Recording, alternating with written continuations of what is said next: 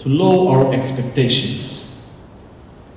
One of the ways of doing that is taking away the relation between how and when. I want to have that knowledge. I want to fulfill that objective. Wonderful. I will do the best that I can. But I am not sure how I will do, when it will happen and how it will happen. Okay? So, the expectation, it comes with something that I like to call some sort of arrogance. The arrogance is when we say how things should be. So instead of saying how things should be, we should just put it way how we think we would like them to be. And in which is the direction that we go. Knowing already that not necessarily things would be in that way. And knowing also that very often things happen in a way how we didn't expect. And things that look bad very often are good, things that looks good very often are bad. Like I remember, just came to my mind one time I saw one speech of Steve Jobs. Maybe some of you have seen. It's a speech that he gave in Stanford University.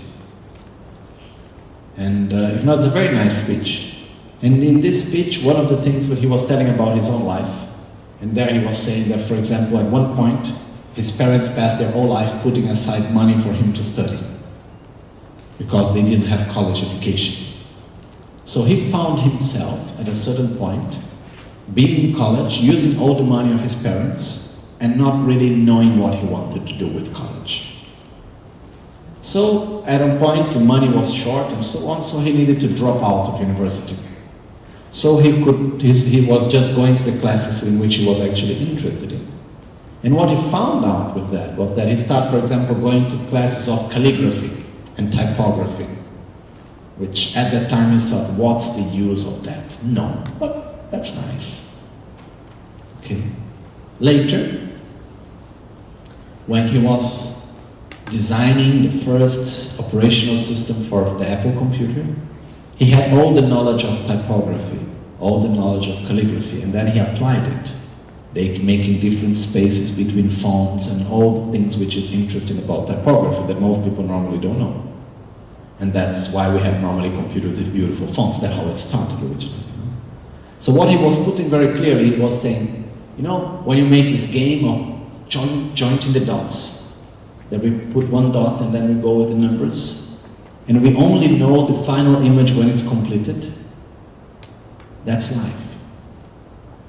We can only see between one dot and the other, but we can only see the whole picture after. So we do our best, but we really don't know precisely what is going to happen with that we are doing. But in the moment that we are doing our best, with our heart, with our effort, then everything is fine. Don't need to put the weight upon our shoulder that things must be in this way or in that way. We need to be able to be sure that we are really doing the best that we can do. That's the most important.